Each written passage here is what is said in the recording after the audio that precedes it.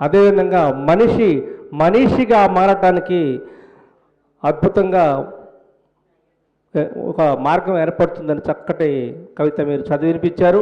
ఇప్పుడు గీతా శ్రీనారాయణ గారు.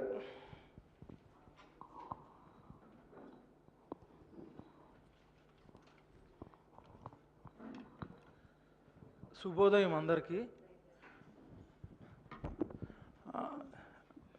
వేదికపై ఉన్న పెద్దలకు మరియు కవిమిత్రులు అందరికీ శుభోదయం. కవిత అంశం మనిషి అంటే, ముందుగా నా పేరు గీతాశ్రీ నారాయణ్, వృత్తిరీత్యా ప్రభుత్వ ఉద్యోగిని. కవిత అంశం మీద 16 పంక్తుల్లో రాశాను.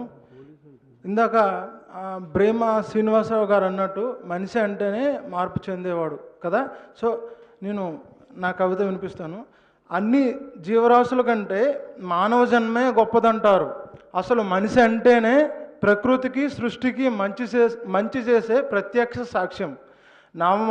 నవమాసాలు మోసిన అమ్మ కడుపును పుట్టి నానా విధాల బాధలను గాథలను మోస్తున్న నిండు ప్రాణం మనిషి.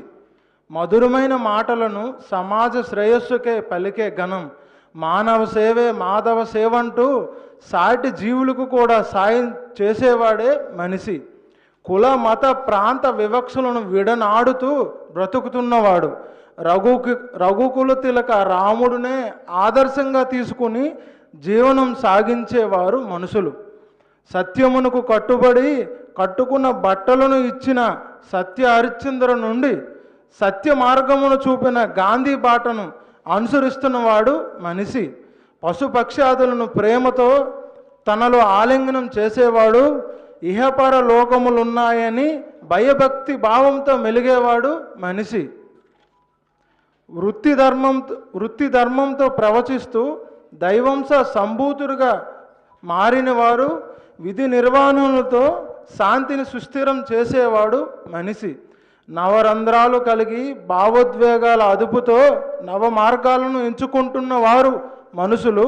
నిద్రాహారాలను సమభావంతో చూస్తూ న్యాయంగా ఎదుగుతూ నమ్ముకున్న వారికి దాస్యంగా బ్రతుకుతున్న వారు మనుషులు. Thank you so much. ధన్యవాదాలండి గీతాశ్రీ గారు.